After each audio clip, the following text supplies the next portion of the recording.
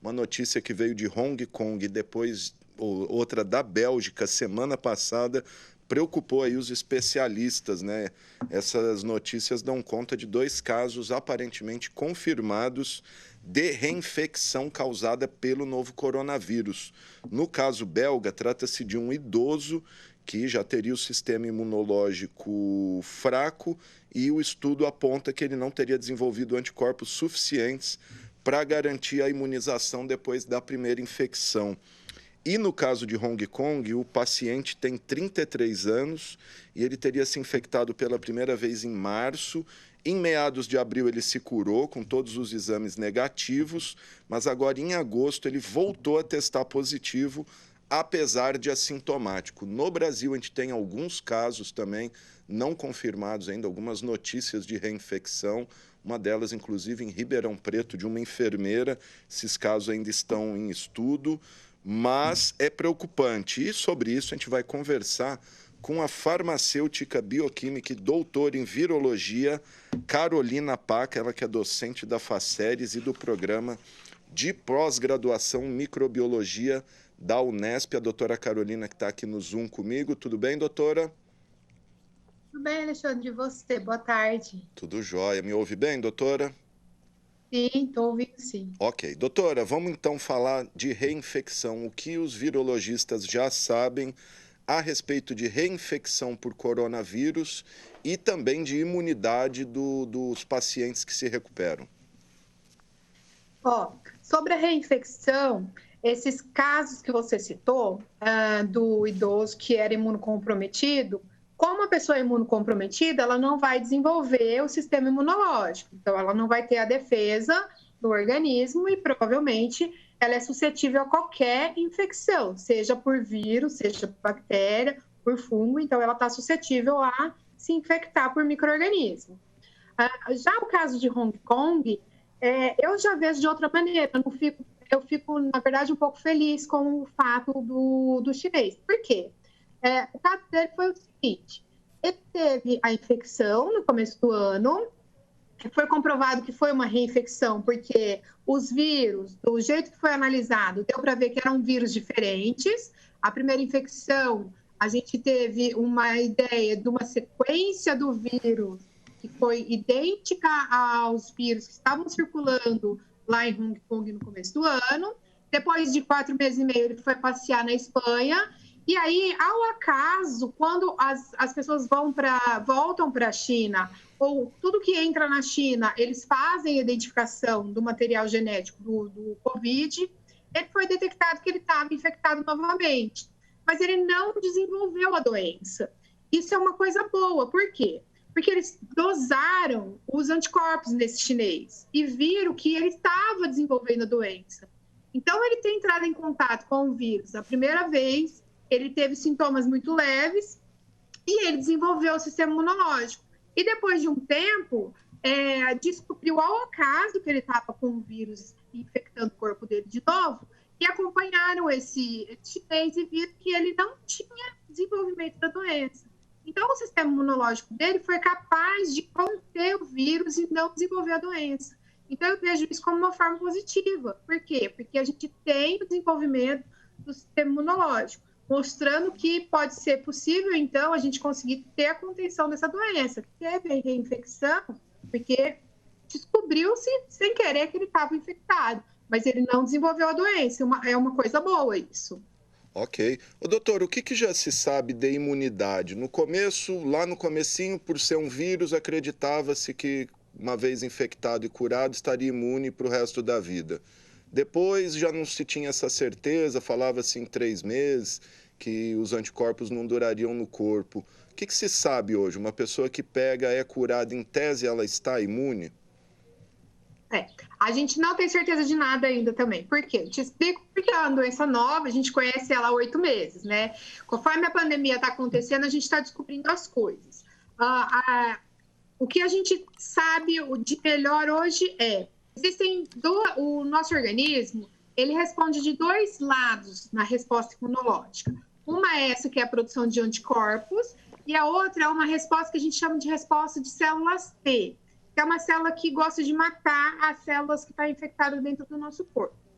O que a gente vê hoje que a melhor resposta no nosso organismo é esse outro lado aí, que é a célula T. E a gente produz os anticorpos, mas esses anticorpos é normal ele cair depois de um tempo. No Covid, ele cai rápido, essa resposta. Mas esse caso aí do chinês mostrou pra gente que depois ele responde rápido também. Então, fica na memória imunológica ali dele? Ficou a memória imunológica. Deu para provar que tem a resposta imunológica com memória. Então, eu acho que daqui para frente vão aparecer, como você mesmo citou, já tem outros estudos em dúvida se é ou não. Então, a gente vai ter daqui para frente mais casos mostrando isso, então a gente vai ter mais esclarecimentos sobre isso. A gente sabe que as células, respostas de células T hoje são melhores em curto prazo do que a resposta de anticorpo, que a gente chama de resposta humoral, mas esse caso de Hong Kong mostra para a gente que tem a memória imunológica mostrando que foi efetiva. Então, a gente não sabe, por exemplo, se esse chinês teve a reinfecção, ele é capaz de transmitir a doença, porque eles não quantificaram isso. Então, não dá para saber se aquele vírus que estava na região nasofaríngea dele era capaz de infectar outra pessoa, porque ele já tinha os anticorpos.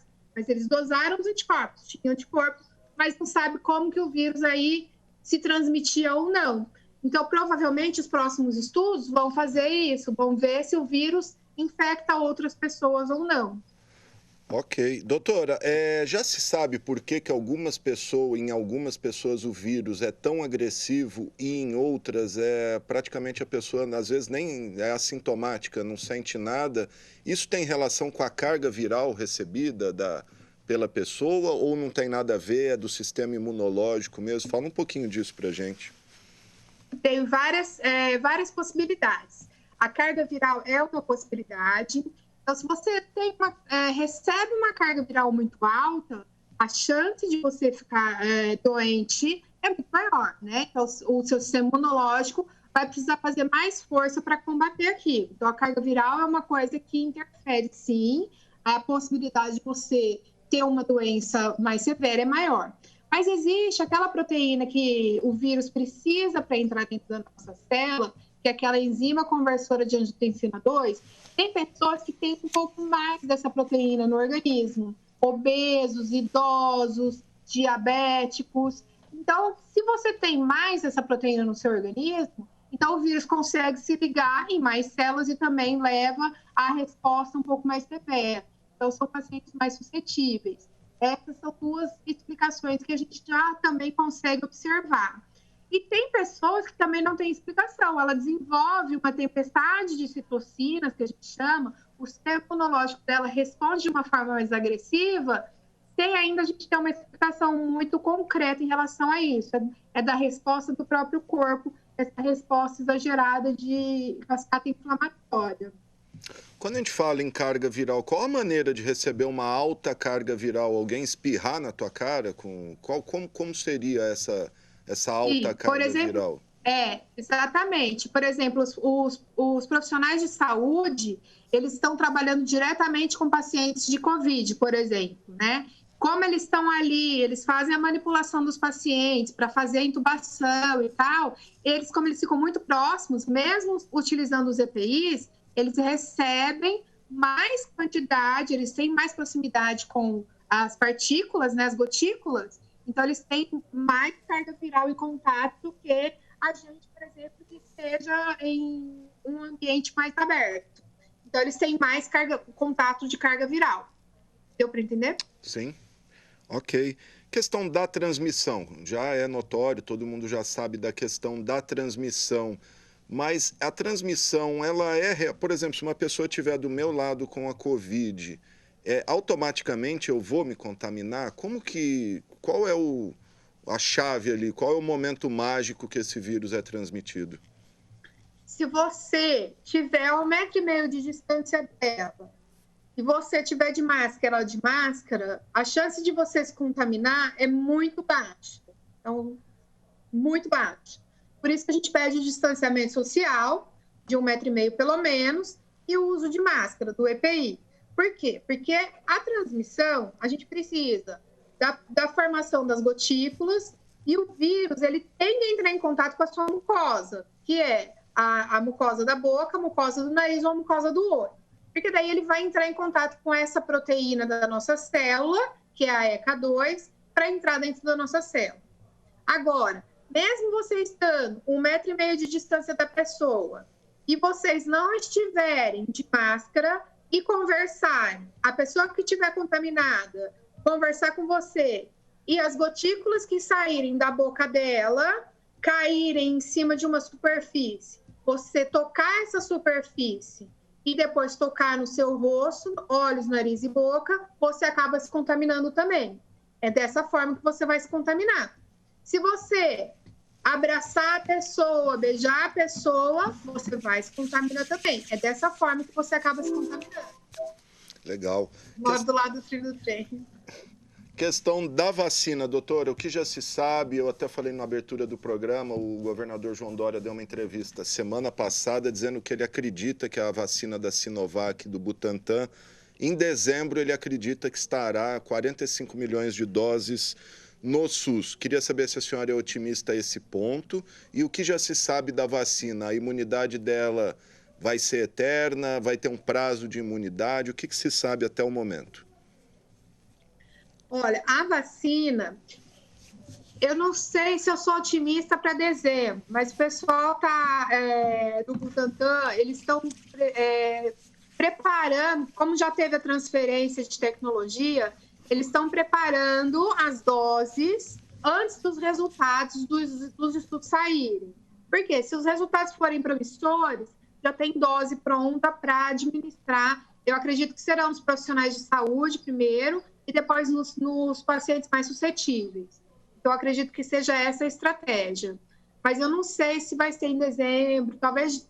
Eu não sou tão otimista assim, não. Eu acho que fevereiro, março, por aí.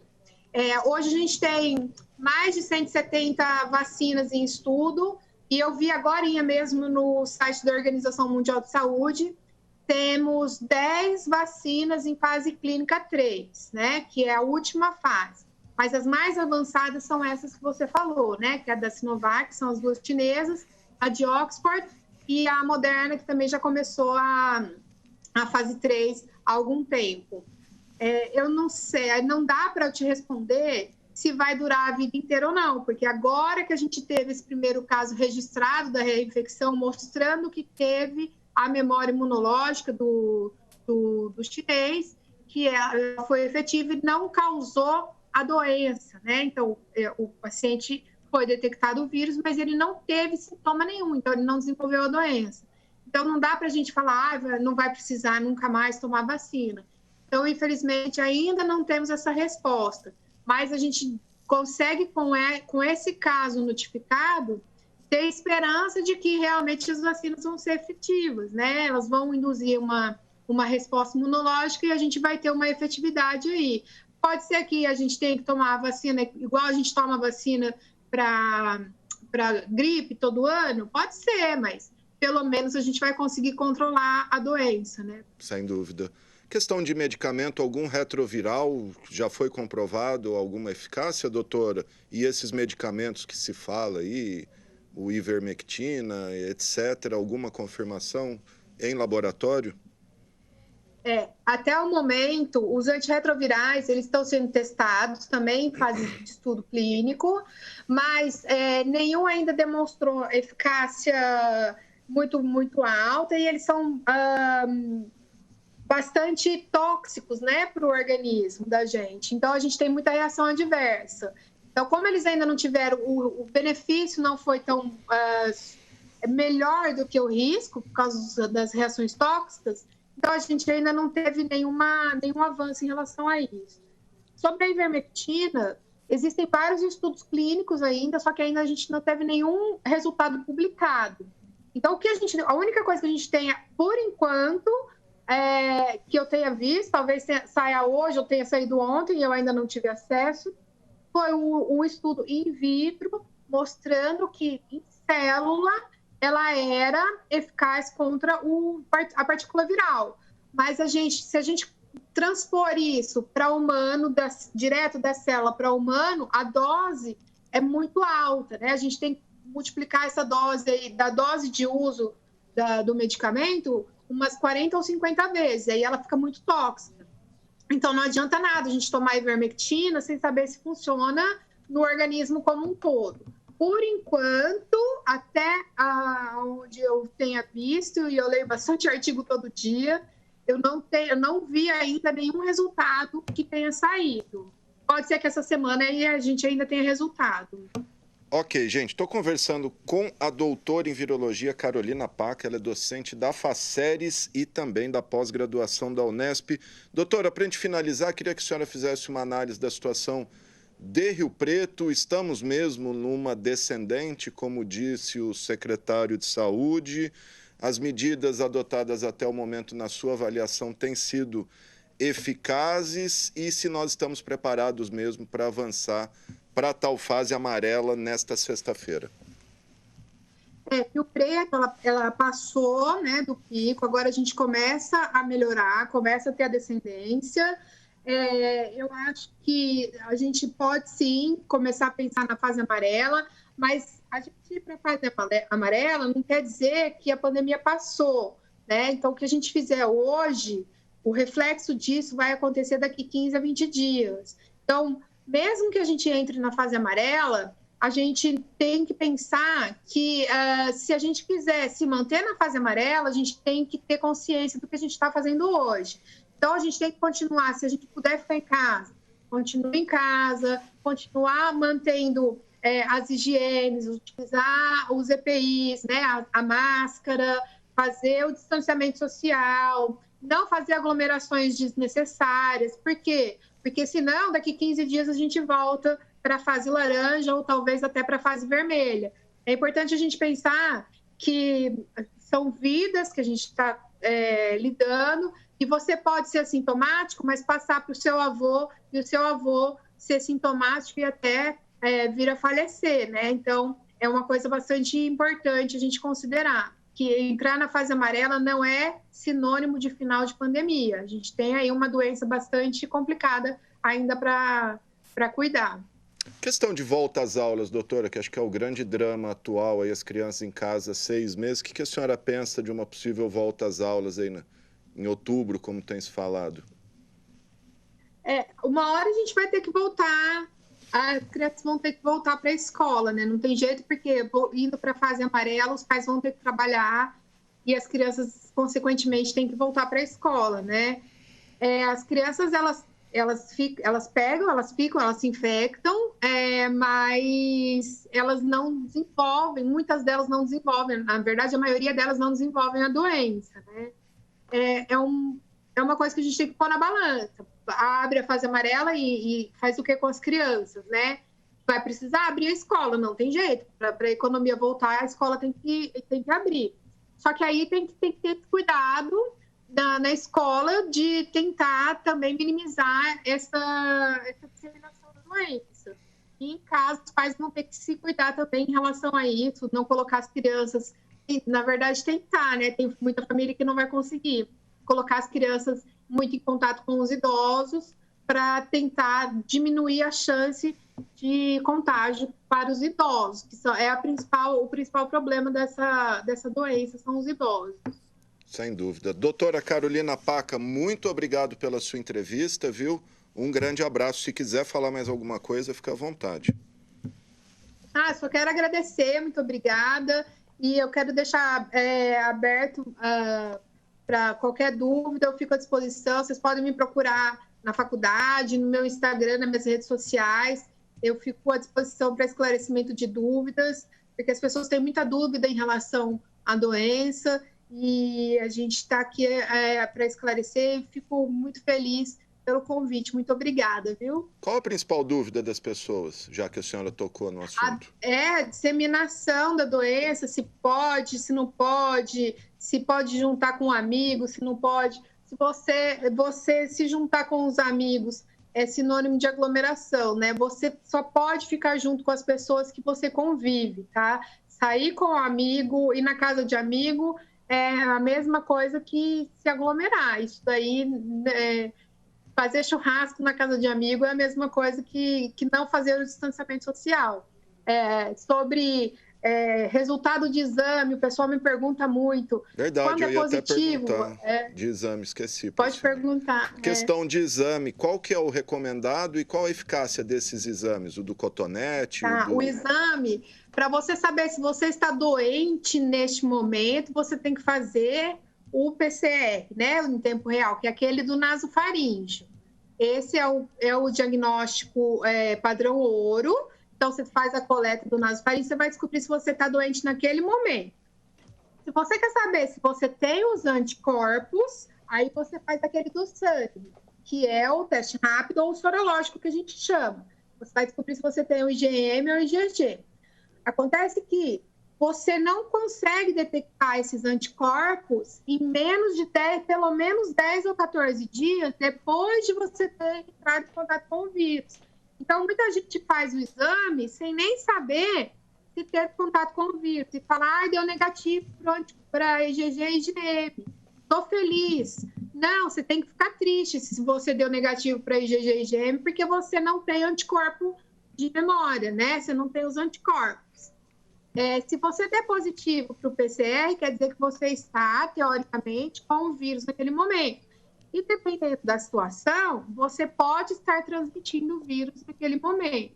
Então, o pessoal me manda muito laudo para eu ler, eu estou positiva, eu estou negativa, isso é muito, muito comum também as pessoas me mandarem.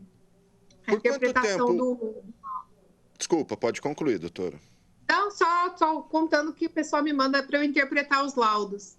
Por quanto tempo a gente transmite o vírus depois de infectado? Você se infecta e antes de você desenvolver os sintomas, uns 2 ou 3 dias antes de você começar a desenvolver os sintomas, você já está infectando. Depois que você passou a desenvolver os sintomas, em média, a maior parte da população vai transmitir aí em torno de 7 a 8 dias ainda o vírus, você vai ficar transmitindo. Então, antes de transmitir, 2 dias, mais ou menos, é o período que a gente chama de pré-sintomático. Você passa a ter os sintomas, até uns 7 a 8 dias ainda você está transmitindo. Então, você fica uns 10 dias transmitindo, mais ou menos. É muito tempo, né? E tem um limite que a pessoa consegue infectar? Porque eu já vi que normalmente infecta 2 pessoas, mas por quê? Porque é uma média ou é porque... É uma média, isso. É uma média, um cálculo matemático que é uma média, mas não tem limite. Se você se encontrar com um monte de gente, você vai transmitindo, né? Se você vai deixando gotículas, acaba transmitindo. Quer dizer, não acaba o vírus da boca, não, né? Assim, não acaba. Não acaba, né? É inesgotável. Doutora, muito obrigado. Se você pegar na maior parte, né, no pico de transmissão que você tiver, que é lá no 5º dia, mais ou menos, você está transmitindo à vontade para um monte de gente. Doutora, eu quero te agradecer muito por essa entrevista e fica o convite para, tendo novidades, a TV Câmara está aqui à disposição para transmitir informação à sociedade. Muito obrigado, viu? Eu que agradeço. Boa tarde. Boa tarde, doutora Carolina Paca. Como eu disse, ela é farmacêutica, bioquímica, doutora em virologia, docente da Faceres e também do programa de pós-graduação em microbiologia da Unesp. Tá aí então a doutora falando e principalmente o alerta e churrasco na casa de amigos, que é o que a gente tem visto muito aí. Não pode, hein, gente?